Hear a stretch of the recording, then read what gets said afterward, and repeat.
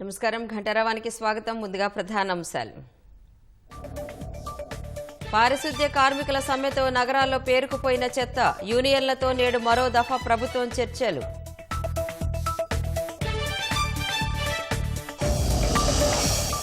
విజయవాడ బాంబే కాలనీలో వ్యక్తి హల్చల్. గంజాయి మత్తులో శ్మశాన వాటిక పొగగొట్టం ఎక్కిన ఆగంతకుడు.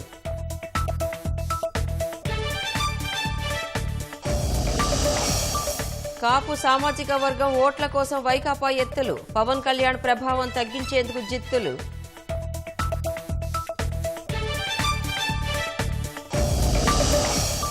నేరుగా బ్యాంక్ ఖాతాలకే ఉపాధి హామీ కూలీ. జాబ్ కార్డులకు ఆధార్ అనుసంధానంతో కేంద్రం నిర్ణయం.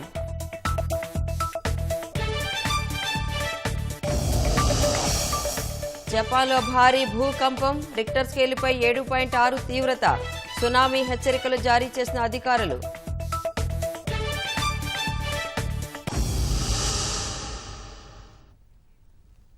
విజయవాడ అజిత్ సింగ్ నగర్ బాంబే కాలనీలోని శ్మశాన వాటిక పొగగొట్టం పైకెక్కి ఆగంతకుడు హల్చల్ చేశాడు. గంజాయి మత్తులో పైకెక్కి ఉంటాడని స్థానికులు అనుమానిస్తున్నారు. వెంటనే పోలీసులకు అగ్నిమాపక సిబ్బందికి సమాచారం ఇచ్చారు. వారు ఘటనా స్థలానికి చేరుకుని వ్యక్తిని కిందకు దింపే ప్రయత్నం చేస్తున్నారు.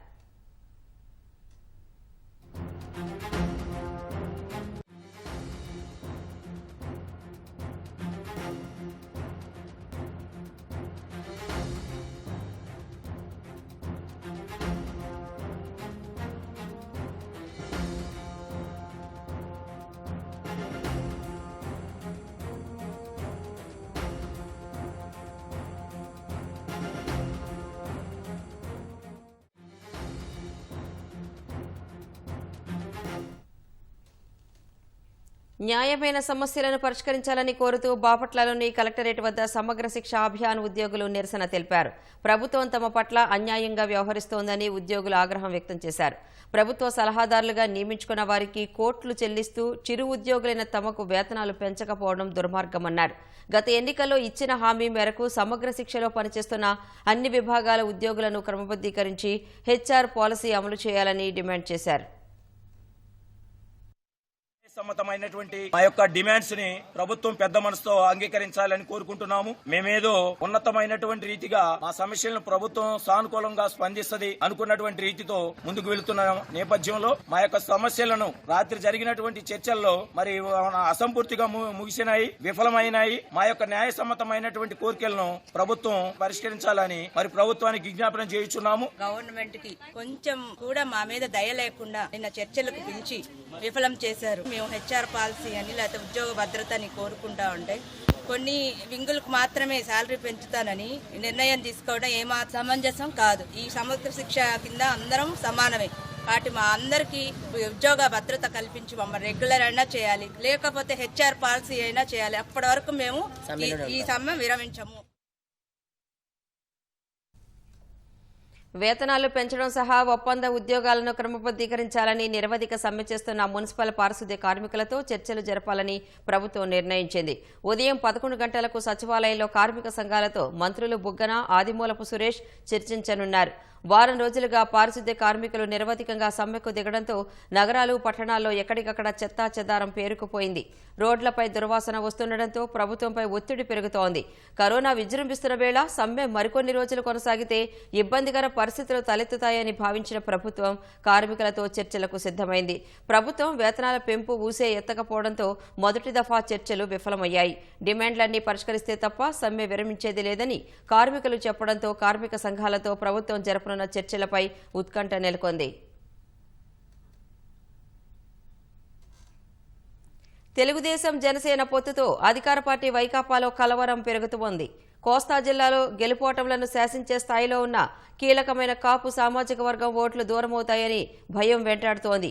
కాపు ఓట్లు చేజారిపోకుండా ఆ సామాజిక వర్గం కీలక నేతలైన వంగవీటి, ముద్రగడ కుటుంబాలను వైకాపాలోకి తెచ్చుకునేందుకు తీవ్రంగా శ్రమిస్తోంది. ఇప్పటికే వైకాపా కీలక నేతలు వారిరువురితోనూ మంతనాలు జరిపినట్లు తెలుస్తోంది. ఉమ్మడి ఉభయ గోదావరి జిల్లాలతో పాటు ఉమ్మడి కృష్ణా, గుంటూరు జిల్లాలోనూ కాపులు పెద్ద సంఖ్యలో ఉన్నారు. తెలుగుదేశం జనసేన పొత్తు ఖరారవడంతో పవన్ కళ్యాణ్ ప్రభావం ఆయా జిల్లాల్లోని కాపు ఓట్లపై తీవ్రంగా ఉండనుందని వైకాపా ప్రభుత్వం ఓ అంచనాకొచ్చింది. కీలకమైన జిల్లాలు కావడంతో ఆ గండం నుంచి గట్టెక్కేందుకు కీలకమైన కాపు నేతల్ని పార్టీలోకి ఆహ్వానించాలని నిర్ణయించింది. కాపు సామాజిక వర్గంలో కీలకంగా ఉన్న వంగవీటి రాధతో పాటు ముద్రగడ పద్మనాభంను పార్టీలోకి తీసుకొచ్చే వ్యూహాన్ని పన్నింది. అయితే గత ప్రభుత్వం కాపులకు ఇచ్చిన 5% రిజర్వేషన్ను వైకాపా ఎగ్గొట్టడమే కాక కాపుల రిజర్వేషన్లను బీసీలకు లింకు పెట్టి మరింత జటిలం చేసింది. మరోవైపు కాపులు అత్యంత ఇష్టపడే పవన్ కళ్యాణ్పై వైకాపా వ్యక్తిగత దూషణలకు దిగడంపై ఆ సామాజిక వర్గం తీవ్ర ఆగ్రహంతో ఉంది. స్వయంగా ముఖ్యమంత్రి జగనే పదే పదే పవన్ పై వ్యక్తిగత దూషణలకు దిగుతున్నారు. ఇవన్నీ కాపు ఓట్లపై ప్రతికూల ప్రభావం చూపబోతున్నాయి.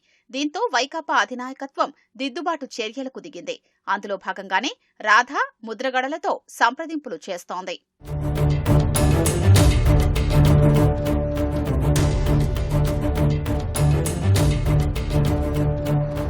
కాపు ఓట్ల కోసమే పవన్ ఫ్యాక్టర్ను తగ్గించే వ్యూహాన్ని వైకాపా కొంతకాలంగా అమలు చేస్తోంది.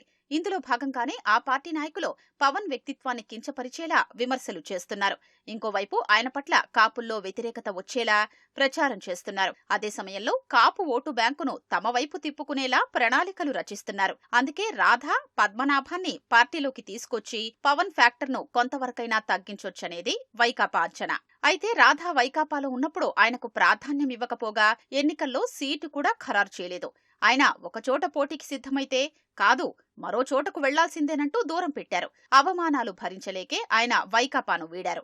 అప్పుడు పవన్ కూడా తెలుగుదేశంతో కలిసి లేకపోవడంతో రాధ బయటకు వెళ్లిపోతున్నా వైకాపా పెద్దగా పట్టించుకోలేదు. కానీ ఇప్పుడు పరిస్థితులు మారాయి. జనసేన బలపడ్డమే కాక కాపు సామాజిక వర్గం ఆయన్ను ఓన్ చేసుకుంటోంది. గత్యంతరం లేక గతంలో అవమానించి పంపిన వంగవీటి రాధను బ్రతిమాలుకొని మళ్లీ పార్టీలోకి తెచ్చుకునేందుకు వైకాపా విశ్వ ప్రయత్నాలు చేస్తోంది. రాధకు మంచి స్నేహితుడైన కొడాలి నాని ద్వారా సంప్రదింపులు జరుపుతున్నారు. గుడివాడలోనూ కాపులు నిర్ణయాత్మక పాత్ర పోషించనుండడంతో అక్కడ కొడాలికి ఎదురుగాలి వీచే అవకాశాలు ఉన్నాయి. దీంతో రాధను పార్టీలోకి తీసుకొచ్చేందుకు ఆయన శతవిధాలా ప్రయత్నిస్తున్నారు. కాపుల రిజర్వేషన్లకు ఎగ్గొట్టడమే కాక పవన్ కళ్యాణ్ను నిరంతరం అడ్డగోలుగా తిడుతున్న వైకాపా మరోవైపు కాపు నేతల్ని పార్టీలోకి తెచ్చుకునేందుకు తాపత్రయపడ్డంపై రాజకీయ వర్గాల్లో తీవ్ర చర్చ జరుగుతోంది. రానున్న ఎన్నికల్లో ఖచ్చితంగా పోటీ చేస్తానని ముద్రగడ పద్మనాభం చెబుతున్నారు. దీంతో వైకాపా నేతలు ఆయనతో సంప్రదింపులు జరుపుతున్నారు. కాకినాడ పర్యటనలో వైకాపా ఎమ్మెల్యే ద్వారంపూడి చంద్రశేఖర్ రెడ్డిపై పవన్ తీవ్ర విమర్శలు చేయగా కాపు ఉద్యమానికి ద్వారంపూడి కుటుంబమే దన్నుగా నిలిచిందని ఆయన్ను విమర్శించడం తగదని పవన్ కు ముద్రగడ లేఖ రాశారు. కాపు ఉద్యమంలో మీరేం చేశారంటూ పవన్ పై ఆయన విరుచుకుపడ్డం కూడా వైకాపా వ్యూహంలో భాగమేనంటున్నారు. తొలుత ఆయనకు రాజ్యసభ సీటివ్వాలని భావించినా ఇప్పుడు ఆయన కుమారుడు చల్లారావుకు కాకినాడ లోక్సభ సీటు కేటాయించే అంశాన్ని పరిశీలిస్తున్నారు. లేదా కాకినాడ లోక్సభ పరిధిలోని అసెంబ్లీ సీటును ముద్రగడ కోరితే ఇచ్చేందుకు వైకాపా అధిష్టానం సిద్ధంగా ఉన్నట్లు తెలుస్తోంది. వంగవీటి రాధకు విజయవాడ సెంట్రల్ సీటుతో పాటు ఆయన సోదరికి గుంటూరు, ఏలూరు జిల్లాల మధ్య ఏదో ఒక చోట వైకాపా టికెట్ ఖరారు చేసే అవకాశం కూడా ఉందనే చర్చ సాగుతోంది. బడి పిల్లలకు మేనమామనంటూ ఊదరగొడతారు. ఒకే తిండితో బోరు కొట్టిన వాళ్ల కోసం రోజుకో మెనూ తెచ్చామని డప్పు కొట్టుకుంటారు. ఇంటి భోజనం ఎంత శుచిగా ఉంటుందో స్కూళ్లలోనూ అంతే నాణ్యంగా ఉండాలని లెక్చర్లు దంచుతారు.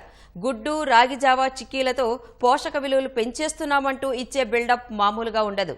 కానీ వాస్తవ పరిస్థితి అందుకు పూర్తి విరుద్ధం. మేనమామలా చూసుకోవడం సంగతి దేవుడెరుగు. రుచిగా పిడికెడు మెతుకులు పెడితే చాలని పిల్లలు అంటున్నారు.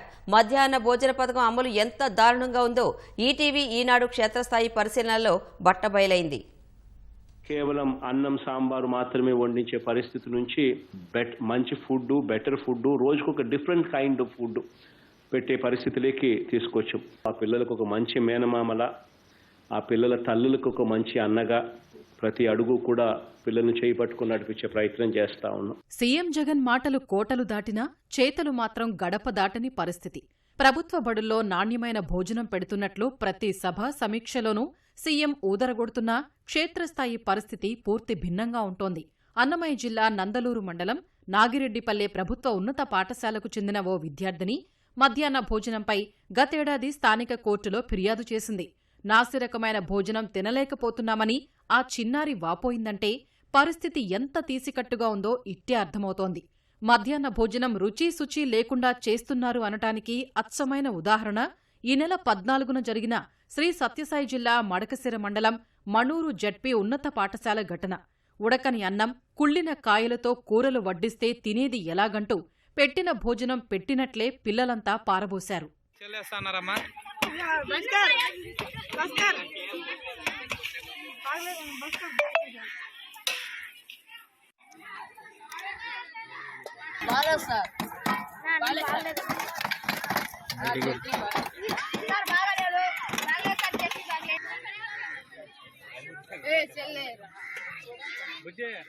అయితే ఎగ్గులోనా ముక్కులన్నీ ఎగ్గులోనే ఉంటాయన్నా.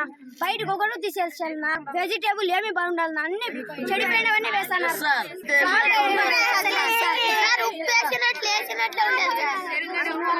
భోజనం ఏమి బాలేదు సార్. డే బై డే ఇచ్చే రాగి జావాలను మాకు మధ్య పురుగులు దొరుకుతున్నాయి సార్. మన పురుగులు దొరికినాయి, మేడం వాళ్ళకు కూడా దొరికినాయి సార్. అన్నం తినేకే సార్.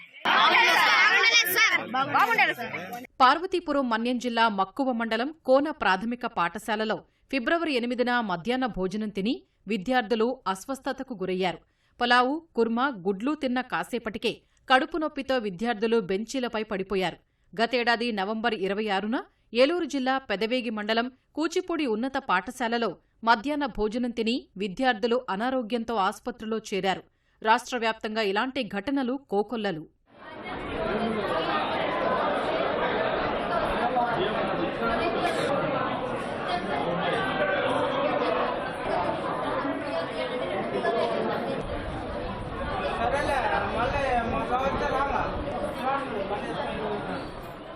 స్కూల్లో పెట్టే మధ్యాహ్న భోజనం తినేందుకు చాలా మంది ఇష్టపడటం లేదు. మెనూలో మార్పులు చేశామని సీఎం గొప్పలు చెబుతున్నా పిల్లలు మాత్రం ఇంటి నుంచి బాక్సులు తెచ్చుకుంటున్నారు. మొత్తంగా 30% పైగా విద్యార్థులు సొంత భోజనం వైపే మొగ్గు చూపుతున్నట్లు క్షేత్రస్థాయి పరిశీలనలో తేలింది. ప్రకాశం జిల్లా సంతనూతలపాడు ఉన్నత పాఠశాల, కాకినాడ సాలిపేట బాలికల ఉన్నత పాఠశాల విద్యార్థులు ఇదే విషయాన్ని రుజువు చేస్తున్నారు. పుచ్చిపిల్ల బంగాళదుంపలు బిల్లి మేకలు గట్టిగా వేస్తారు సార్. కూరగాయలు అని చెప్పి చెత్తగా అన్ని రకాలు వేస్తారు. ఏం బాగుంటలేదు సార్. కర్రీస్ కానీ ఏం బాగుంటలేదు సార్. ఇక్కడ రోజు ఎగ్ ఫుడ్ తింటానని తెలుసు, ప్రతిరోజు ఇంట్లో తెచ్చుకునే తింటానని తెలుసు. ఇక్కడ నాకు పడదని చెప్పి తెచ్చుకున్నామండి. వామిటింగ్స్ అవుతాయి. నాకు కూడా పడదని రోజు తెచ్చుకుంటున్నానండి. వాంతులు అయిపోతాయండి. స్కూల్లో క్యారెట్స్ తింటున్నాం సార్. ఇంటి దగ్గర నుంచి తెచ్చుకుంటున్నాం. అంటే మాకు అలవాటు లేదు సార్. బయట ఫుడ్ పడదు, ఎలర్జీ వస్తుంది. అందుకని హోమ్ ఫుడ్డే తింటాం, హోమ్ మేడ్. అందరూ క్యారేజెస్ తెచ్చుకుంటారు, వాళ్ళకి పడదు కాబట్టి. పిల్లల హాజరుతో పాటే భోజనం తినేవారి సంఖ్యను ఆన్లైన్లో నమోదు చేస్తున్నారు. అయితే ఈ లెక్కలన్నీ బోగస్ అనే మాట వినిపిస్తోంది.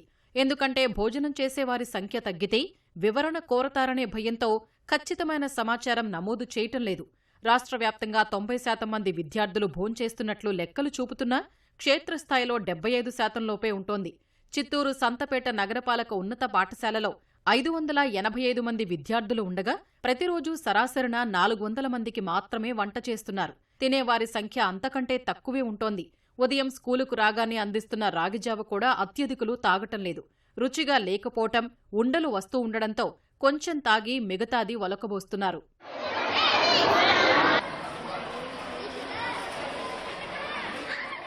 విద్యార్థులకు శుద్ధజలం అందించేందుకు అంటూ ఏర్పాటు చేసిన ఆర్ఓ ప్లాంట్లు చాలా చోట్ల పనిచేయటం లేదు. కొన్ని నెలలకే చెడిపోయినా మరమ్మతులు చేయించే దిక్కులేక ఎక్కడికక్కడా మూలన పడ్డాయి. కొన్ని చోట్ల మినరల్ వాటర్ తెప్పించి క్యాన్లలో పోసి విద్యార్థులకు అందిస్తుండగా మరికొన్ని చోట్ల బోరు నీళ్లను ట్యాంకుల్లో పట్టి పిల్లలకిస్తున్నారు. ఇలాంటి నీళ్లు తాగలేక విద్యార్థులు ఇళ్ల నుంచే వాటర్ బాటిళ్లు తెచ్చుకుంటున్నారు. ప్రకాశం జిల్లా సంతనూతలపాడు ఉన్నత పాఠశాల, చిత్తూరు సంతపేట నగరపాలక ఉన్నత పాఠశాలలో విద్యార్థులు ఇదిగో ఇలా ట్యాంకుల్లో నీటిని నేరుగా పట్టుకుని తాగుతున్నారు.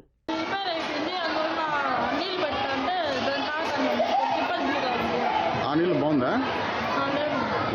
అంతకుముందు ఆర్ఓ ప్లాంట్ ఉన్నప్పుడు బాగుంది నీళ్ళు. ఇప్పుడు డబ్బాలో పెడుతున్నారు, బాగాలేదంటున్నారు నీళ్ళు. పని చేయట్లేదు. ఇంకా దాంట్లో వాటర్ కూడా లీక్ అయిపోతున్నాయి కింద నుంచి. అందుకని చెప్పి దాంట్లో వాటర్ పెడుతున్నాం సార్. మేము ఇంటి దగ్గర నుంచి మా అబ్బాయి నీళ్ళు సార్, అందుకని చెప్పి మేము ఇంటి దగ్గర నుంచి తెచ్చుకుంటాం. మేము వాటర్ తెచ్చుకుంటాము ఇంటికాడ నుంచి. ఇక్కడ తాగితే జలుబు వస్తాయి. నిత్యావసరాల ధరలు విపరీతంగా పెరిగాయి. అందుకు అనుగుణంగా మధ్యాహ్న భోజన ఛార్జీలను ప్రభుత్వం పెంచటం లేదు. 1 నుంచి 5వ తరగతి పిల్లలకు కేంద్ర రాష్ట్ర ప్రభుత్వాలు కలిపి 5.88 రూపాయల చొప్పున, 6 నుంచి 10వ తరగతి పిల్లలకు 8.57 రూపాయల చొప్పున ఇస్తున్నాయి. ప్రస్తుత మెనూ ప్రకారం ఒక్కో విద్యార్థి భోజనానికి 10 రూపాయలు ఇవ్వాలన్న వంట ఏజెన్సీల డిమాండ్ పాలకుల చెవికెక్కడం లేదు. రాగిజావ కాసి ఇచ్చేందుకైతే కనీసం 1 రూపాయి కూడా ఇవ్వటం లేదు. ఉచితంగా చేసివ్వాలని వంట కార్మికులపై ప్రభుత్వం ఒత్తిడి చేస్తోంది. సత్యసాయి ట్రస్టు బెల్లం, రాగిపిండి ఉచితంగా ఇస్తుంటే ప్రభుత్వం కేవలం గ్లాసులు ఇస్తూ భారీ ప్రచారం చేసుకుంటోంది. విశాఖతో పాటు కొన్ని గ్రామాలకు అక్షయ పాత్ర సంస్థ మధ్యాహ్న భోజనం సరఫరా చేస్తోంది. ఆంధ్రప్రదేశ్లో మధ్యాహ్న భోజనం రుచి, నిర్వహణ అంతంత మాత్రమే అన్నది జాతీయ పోషణ్ అభియాన్ సలహాదారు భూపేంద్ర మాట. ఆహార పదార్థాలు బాగోలేక పిల్లలు తినడానికి ఇష్టపడటం లేదని ఆయన అన్నారు.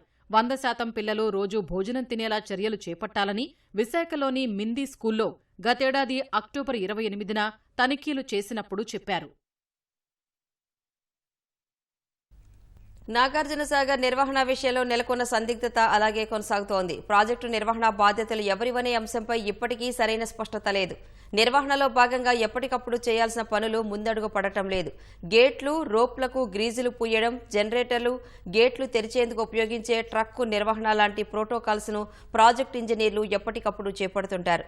వానాకాలం నిల్వకు అనుగుణంగా ప్రాజెక్టును సిద్ధం చేసుకునేందుకు ఇదే సరైన సమయం కాగా తెలంగాణ వైపు మాత్రమే సంబంధిత పనులు సాగుతున్నాయి.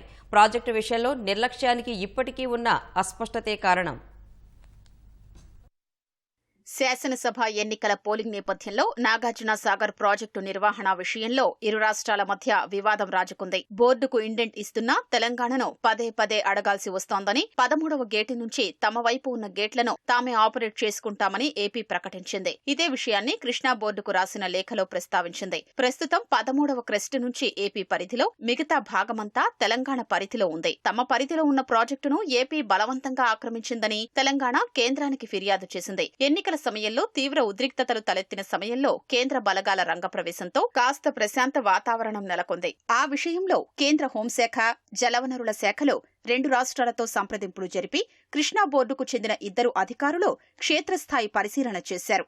అయితే ఏపీ పునర్వ్యవస్థీకరణ చట్టం ప్రకారం సాగర్ నిర్వహణ తెలంగాణే చూస్తోందని, కాబట్టి వెంటనే ప్రాజెక్టును అప్పగించాలని తెలంగాణ కేంద్రానికి వరుస లేఖలు రాసింది. కేంద్ర హోంశాఖ సూచించిన విధంగా 2023 నవంబరు 28కి ముందు ఉన్న పరిస్థితిని కొనసాగేలా చూడాలని కోరుతోంది. తాజాగా ప్రాజెక్టు ఇంజనీర్లు ఇరిగేషన్ డిపార్ట్మెంట్ కు లేఖ రాసినట్లు సమాచారం. ఏపీ ఆధీనంలో ఉన్న 13వ గేటు వరకే పనులు చేస్తున్నామని, డ్యాం మొత్తం అప్పగిస్తే తప్ప పూర్తి చెయ్యలేమని ఆ లేఖలో రాసినట్లు విశ్వసనీయ సమాచారం. అదే లేఖలో రోజువారీ ఇన్ఫ్లో, అవుట్ఫ్లోతో పాటు విద్యుత్ ఉత్పత్తికి సంబంధించి వివరాలు నమోదు చేయలేకపోతున్నామని పేర్కొన్నట్లుగా తెలుస్తోంది. 2 వైపులా ఉన్న కాలువల లీకేజీ, నీటి విడుదల విషయాలు నమోదు చేయాల్సి ఉండగా ఏపీ వైపునున్న సమాచార సేకరణ లభ్యమవడం లేదని ఆ లేఖలో పేర్కొన్నట్లు తెలుస్తోంది. త్వరలోనే ప్రాజెక్టు విషయంలో నెలకొన్న సందిగ్ధత తీరిపోయేలా కేంద్రం చర్యలు ఉంటాయని అంతా ఆశిస్తున్నారు.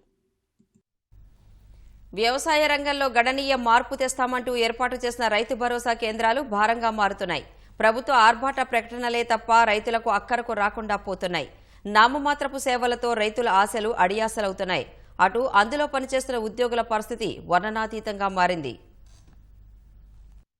వ్యవసాయ రంగంలో రైతు భరోసా కేంద్రాలు గణనీయ మార్పు తీసుకొస్తాయని, వీటి ద్వారా అన్నదాతలను చెయ్యి పట్టుకుని నడిపిస్తున్నామని రాష్ట్ర ప్రభుత్వం బాకాలు ఊదుతోంది. ప్రపంచమే హద్దు అన్నట్లుగా ప్రచారంలో మునిగి తేలుతోంది. కానీ రాష్ట్రంలో 10,778 ఆర్బీకేలను ఏర్పాటు చేసిన ప్రభుత్వం అక్కడ అన్నదాతలకు అందించాల్సిన సేవల్ని గాలికొదిలేసింది. నాణ్యమైన విత్తనాలు, ఎరువులు, పురుగుమందులు ఇస్తామని నమ్మబలికిన రైతులకు కావలసినవేవీ అక్కడ దొరకవు. అందుకే వాటిల్లో నామమాత్ర విక్రయాలే జరుగుతున్నాయి. మరోవైపు అక్కడ పనిచేసే వ్యవసాయ, ఉద్యాన, పశుసంవర్ధక, మత్స్య, పట్టు శాఖల సహాయకుల సంక్షేమాన్ని ఏమాత్రం పట్టించుకోవడం లేదు. వాటిల్లో సరిపడా సిబ్బంది లేరు. పనిచేసే వారికి కనీస సౌకర్యాలు లేవు. ముఖ్యంగా వేల మంది మహిళా ఉద్యోగులకు మరుగుదొడ్ల సౌకర్యం కల్పించకుండా వారి ఆరోగ్యాలతో ప్రభుత్వం చెలగాటమాడుతోంది. కనీసం కొత్తగా నిర్మించే భవనాల్లో అయినా వాటిని ఏర్పాటు చేయాలనే ఆలోచన కూడా వైకాపా సర్కారుకు లేకపోయింది.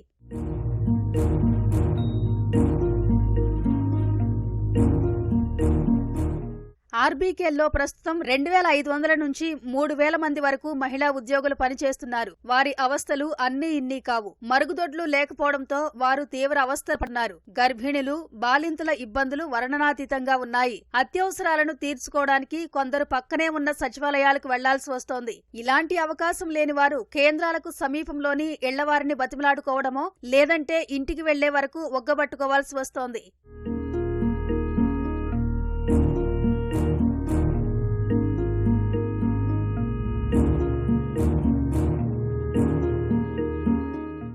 అద్దె భవనాల్లో నడుస్తున్న ఆర్బీకేల్లో చాలా చోట్ల మరుగుదొడ్లు లేవు. కొత్తగా కట్టే వాటిలోనూ చాలా చోట్ల వీటిని ప్రతిపాదించలేదు. మొత్తం 10,218 ఆర్బీకేలకు కొత్త భవనాల్ని నిర్మించాలని నిర్ణయించిన సర్కార్ ఒక్కో భవనానికి 24 లక్షల రూపాయల వరకు ఖర్చు పెడుతోంది. తొలుత ప్రతిపాదించిన 21,80,000 రూపాయలు చాలవని తర్వాత అంచనా వ్యయాన్ని పెంచింది. అప్పుడు కూడా మరుగుదొడ్ల నిర్మాణం ఊసే లేకుండా చేసింది.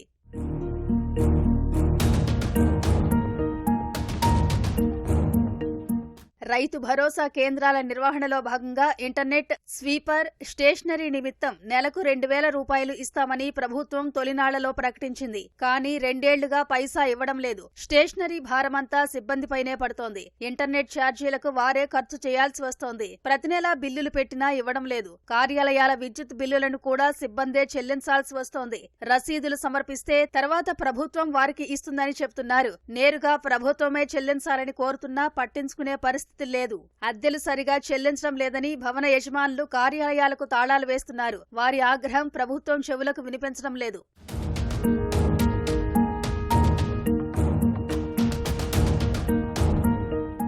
రైతు భరోసా మాస్ పత్రికల పేరుతోనూ ఆర్బీకే సిబ్బందిని బాధేస్తున్నారు. ఒక్కో సహాయకుడు ఏడాది చందాగా 300 రూపాయల చొప్పున 15 మందితో 4,500 రూపాయలు చందాలు కట్టించాలి. రైతులేమో ఆసక్తి చూపడం లేదు. పైనుంచి ఒత్తిళ్లు భరించలేక సహాయకులే ఆ మొత్తాన్ని చెల్లిస్తున్నారు.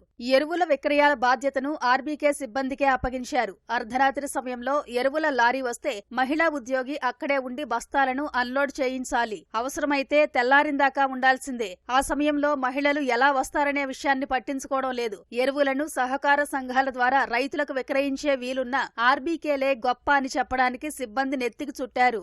ఎరువుల అమ్మకాలకు సంబంధించి కొంత మొత్తాన్ని కమిషన్ గా చెల్లిస్తామని తెలిపారు. ఇప్పటి వరకు రూపాయి ఇచ్చిన దాఖలాలు లేవు.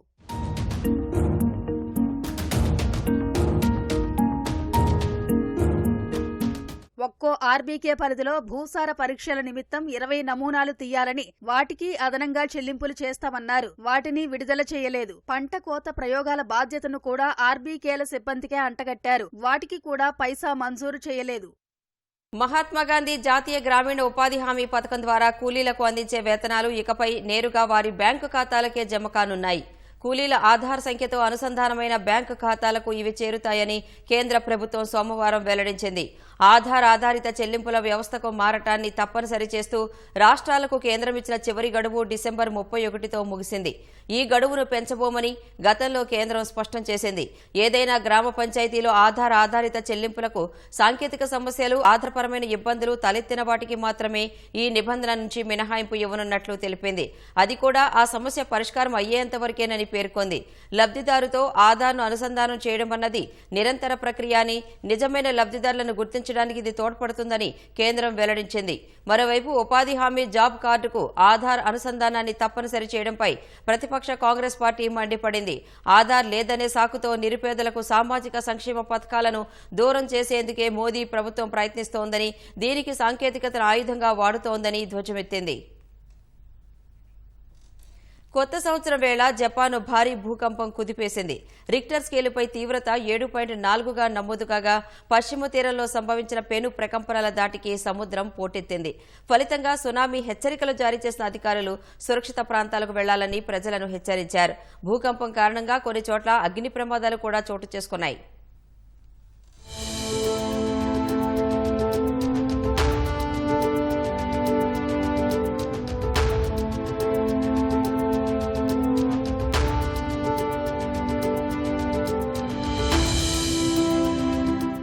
జపాన్ జపాన్ను భారీ భూకంపం వణికించింది. ఇషికావా రాష్ట్రంలోని నోటో ప్రాంతంలో వరుసగా భూ ప్రకంపనలు వచ్చాయి.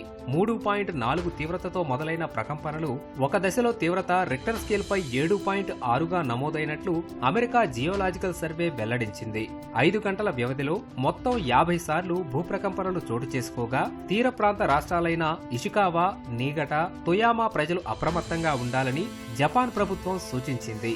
భూకంపం కారణంగా చాలా చోట్ల రహదారులు, భవనాలు ధ్వంసమయ్యాయి. ప్రజలు భయంతో రహదారులపైకి పరుగులు తీశారు. కొంతమంది శిథిలాల కింద చిక్కుకున్నట్లు అగ్నిమాపక సిబ్బందికి సమాచారం అందింది. భూ ప్రకంపనలతో రహదారులపై ఉన్న కార్లు ఊగిపోతున్న దృశ్యాలు సామాజిక మాధ్యమాల్లో కనిపించాయి. 32,000కు పైగా ఇళ్లకు విద్యుత్ సరఫరా నిలిచిపోయింది.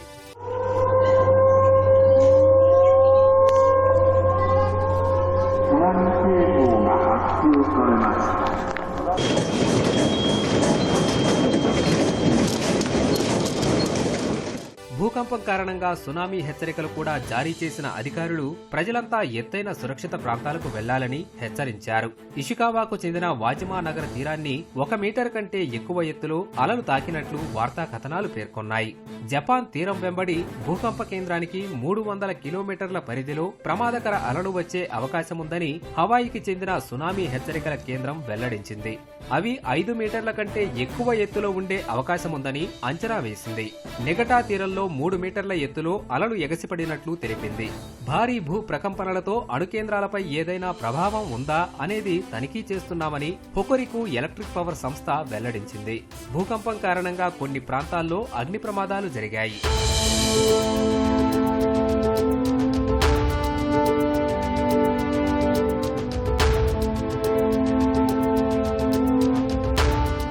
కొరియా, రష్యాలోనూ ప్రకంపనల ప్రభావం స్పష్టంగా కనిపించింది.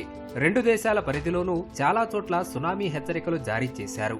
రష్యాలోని సకాలిన్ పశ్చిమ ప్రాంతంపై ప్రభావం ఎక్కువగా ఉంటుందని అంచనా వేశారు. దక్షిణ కొరియాలోనూ తీర ప్రాంతాల ప్రజలు అప్రమత్తంగా ఉండాలని అక్కడి ప్రభుత్వం హెచ్చరించింది. ఉత్తర, దక్షిణ కొరియా దేశాల మధ్య సయోధ్య విలీనం సాధ్యం కాదని ఉత్తర కొరియా అధ్యక్షుడు కిమ్ జోంగ్ ఉన్ తేల్చి చెప్పారు. అమెరికా, దక్షిణ కొరియా కవ్విస్తే వాటిని నాశనం చేయడానికి సిద్ధంగా ఉండాలని తమ సైన్యానికి పిలుపునిచ్చారు. ముఖ్యంగా అమెరికా వైపు నుంచి వచ్చే ముప్పును ఎదుర్కొనేందుకు సిద్ధంగా ఉండాలని పేర్కొన్న కిమ్ ఆయుధ పరీక్షలను మరింత వేగవంతం చేయాలని అధికారులకు ఆదేశాలిచ్చారు. నియంతగా పేరుగాంచిన ఉత్తర కొరియా అధినేత కిమ్ జోంగ్ ఉన్ మరోసారి అమెరికా, దక్షిణ కొరియాలపై విరుచుకుపడ్డారు. ఆ 2 దేశాలు కవ్విస్తే వాటిని నాశనం చేయడానికి సిద్ధంగా ఉండాలని ఆ దేశ సైన్యానికి పిలుపునిచ్చారు. సైనిక ఘర్షణకు యత్నిస్తే అణ్వాయుధాలు వాడటానికి కూడా వెనుకాడబోమని కిమ్ హెచ్చరించారు. దక్షిణ కొరియాతో ఎలాంటి సయోధ్య, పునరేకీకరణ ప్రయత్నాలు ఉండవని తేల్చి చెప్పారు. ఆదివారం మిలిటరీ కమాండర్ల సమావేశంలో ఈ విషయాన్ని కిమ్ ప్రస్తావించినట్లు Korean Central News Agency KCNA తెలిపింది. ఆ సమావేశంతో పాటు నూతన సంవత్సర వేడుకల్లో కిమ్ తన కూతురుతో పాల్గొన్న చిత్రాలను కూడా విడుదల చేసింది. ఈ ఏడాది నవంబర్లో జరగనున్న అమెరికా అధ్యక్ష ఎన్నికలను దృష్టిలో పెట్టుకుని ఆయుధ పరీక్షలను మరింత వేగవంతం చేయాలని కిమ్ భావిస్తున్నట్లు విశ్లేషకులు చెబుతున్నారు. 2022 నుంచి ఇప్పటి వరకు ఉత్తర కొరియా 100కి పైగా క్షిపణి పరీక్షలు చేసినట్టు గుర్తు చేస్తున్నారు.